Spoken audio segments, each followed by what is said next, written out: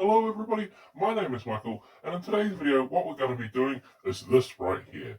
So if that looks interesting to you guys, please carry on and watch the video. And also one more thing before we get into the video, if you enjoy what I do here, please don't forget to leave a like, comment and subscribe. It really helps me out and lets me know you enjoy the video. But with all that out of the way, let's get into that video.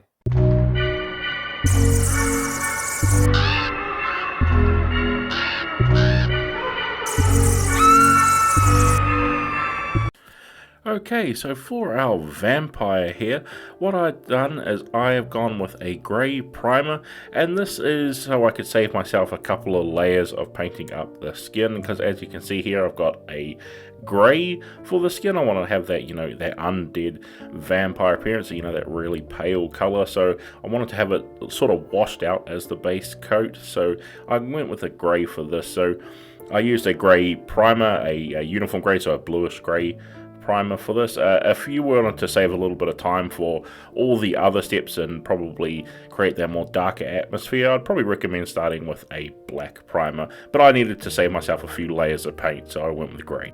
Now we have that first layer of paint on. Now I'm going to come in with a flesh tone colour, except for I've gone with a really pale colour, sort of the brightest skin tone I had available for me, because I want this to be the highlighting step, because what we're doing is basically applying highlights, and that's where I wanted the points of the last remaining bits of pigmentation in his skin there to be, just to give it hopefully to try and give off the undead effect there by having the base tone being all creepy and like necrosis sort of like, and then having just the tip points of the highlights as the parts where it looks like there's still like a little bit of blood left in there. So that's why I've gone with the very, very pale skin tone. You probably can barely tell the color difference between them here, but there is a slight color difference.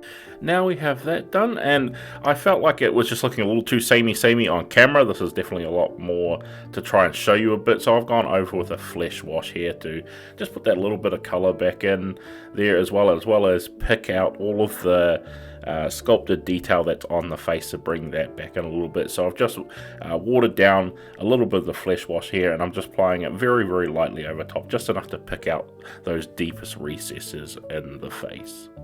Now that there is his face basically complete, so now I'm going to focus on his armor, and for his armor I want to do it just a nice classic black. So this is where if you had done a black base coat, primer I should say, it'd probably save you a lot of time than coming in here, but you'd have a little bit more time to mess around with on the face, trying to build up the layers so you can get that pale enough skin. So I tried to save myself that hassle. That's why I went with a grey tone for my priming step, and painting on black is sort of a little bit easier in speed terms for me than building up a few layers to try to get that nice base tone for the skin color on the face. So it's all about just saving me time here. If you wanted to just go a lot quicker than I did, I'd recommend just priming it all in black. Then once we have all that armor picked out, what I'm going to do now is I'm going to come in with a nice red. I'm using a warm tone red, and I'm going to be using this for its cape. I just wanted to paint a classic vampire. I wasn't going anything too crazy with it. I just really was in the mood to just, I found this miniature amongst my big pile of minis there, and it's that Halloween season, so I thought, why not? I'll just paint a nice classic vampire, and I'm going to paint it sort of stereotypical vampire colors, nothing too crazy here, just to get that out of my system. I just had this real urge to when I seen this mini, and I thought, while the urge is striking me, I want to paint it. So nothing is going to be too complicated or revolutionary here. I just had the real nice big urge to paint up this vampire model when I was going through my minis to look like what I was going to paint through this week for a video.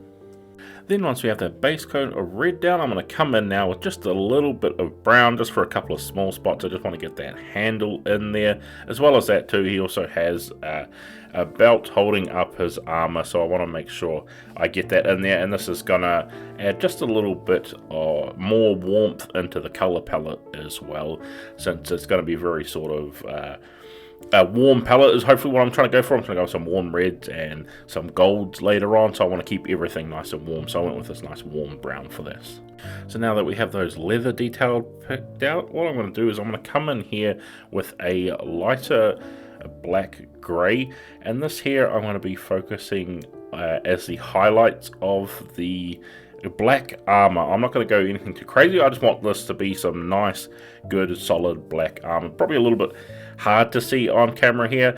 I might even just mix it in with just a little bit more of a lighter tone grey, just to give it that slightly more sharper points. And what I'm doing is I'm actually focusing on all of the very tips, or specifically for this chest piece here, I'm focusing on all the edges of the plate to just pick up that nice edge detail. And it's just a matter of going around finding all the little edges on this nicely sculpted armor here and just picking them out with the edge of my brush and really helping emphasize this so we don't lose it with that super dark black that we have as our base tone. We've got to show in that this armor has some detail, so picking out this with a lighter blackish grey is really going to help make this stand out and look like some nice overall armor.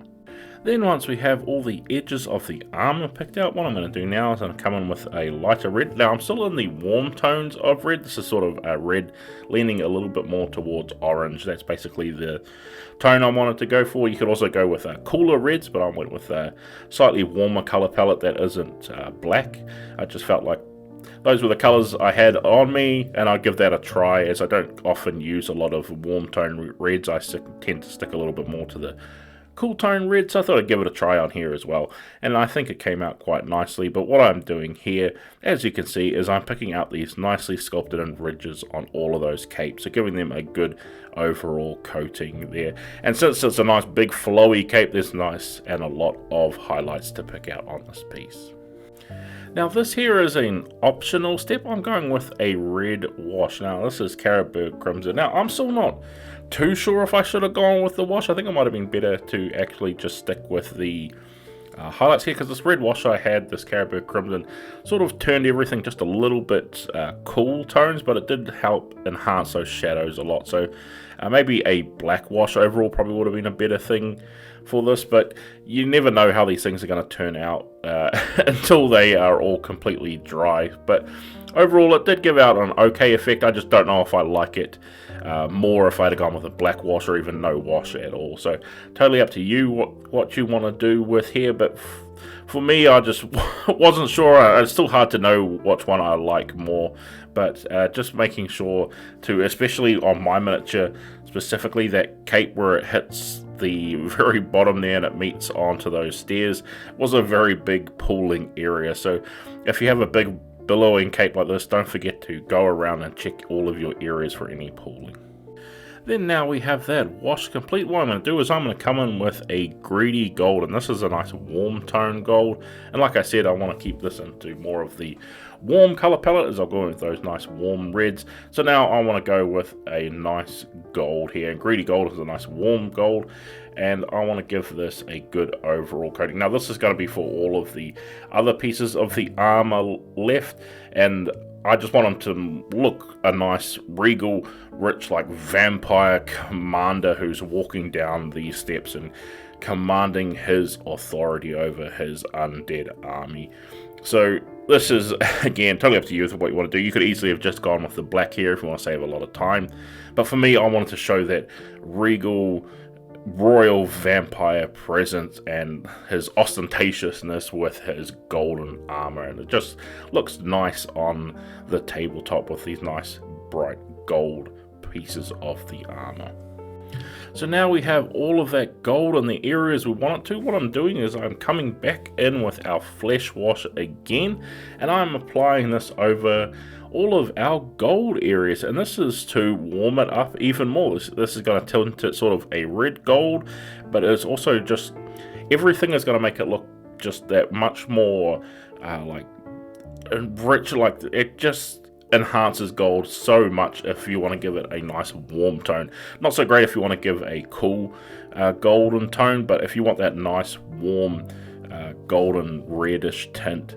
Flesh wash is such a good thing to apply over it to really enhance the warmness of the gold tones. It works so well, and as you can see here too, it also ties in with our cape, that with the red tones there also being warm. So I just wanted this nice, royal vampire. I think the royal colors that I was picking were just inspired by the warmness of it, I guess, opposed to his pale, super cold skin. That's sort of the feeling I was trying to evoke.